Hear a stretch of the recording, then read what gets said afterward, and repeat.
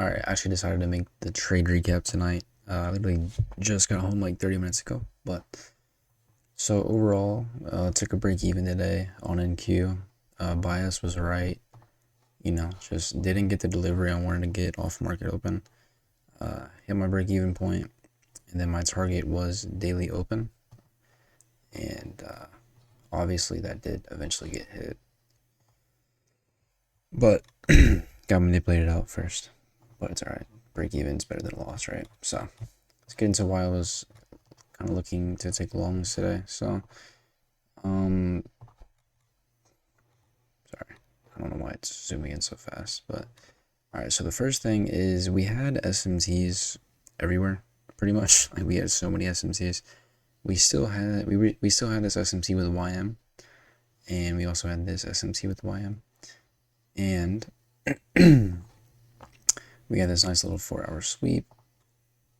Alright, so I haven't talked a lot about kind of like session models, but y'all have heard me talk about this is the most common model, London reversal, New York continuation, right?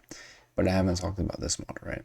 So this model is just when Asia gives us a big move and London kind of continues that move. So here we have Asia giving us a big move, right? And London kind of continues it. Not really, because it didn't really take out extra liquidity, but London didn't reverse, right? And London also didn't consolidate. So when we get this, we can expect a New York reversal most times, right? So here with London continuing Asia's move, I'm just looking for a reversal on New York.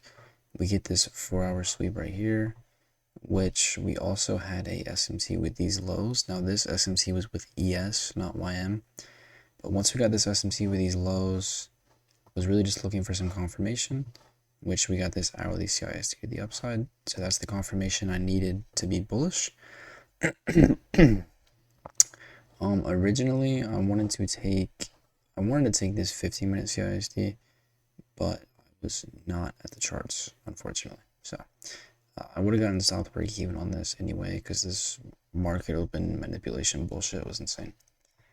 But yeah, after that happened, I really just scaled down lower time frames. We had this 30-minute fair value cap that we were filling on NQ, and we really just had a SMT with previous 30-minute low with YM. So I just scaled down. I believe that's like a 5-minute entry though. Yeah, so I took this 5-minute CISD right here.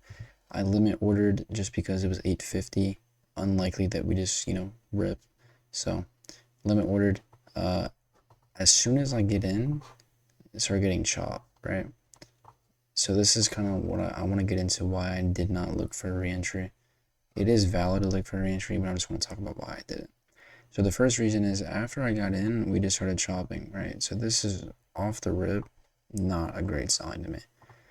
Now, second, the other reason why I didn't look for a reentry is because of this market open. Yes, market open kind of manipulated, so we can expect it to go higher. But this is just a weird market open, right? Like, we rip, we get super close to the draw on liquidity, right? And then we just completely reverse. Which I'm not saying that you can't trade that. You definitely can. Like, I was looking to possibly get in. But the reason why I didn't get in is just because we had this chop, and this market open was just not super ideal to me. So I decided just to sit on my hands. But if you wanted to, you could have taken this if you were, willing to take the extra risk, because this is a really, not really a great entry. But you could have taken this, or you could have taken some sort of continuation, like here. Or you could have taken this continuation actually, after it showed that NQ was not going to manipulate the high. This would have been a pretty shit RR. So you could have adjusted your entry to get 2 RR. But yeah, that's kind of why I didn't look for a reentry. Reentries were valid. It's just me personally, I just did not like the way the market looked. So I just decided to sit out. Also Friday, so yeah, let me know if you guys have any questions. I messed with the mic settings a little bit, so should be loud enough, but let me know.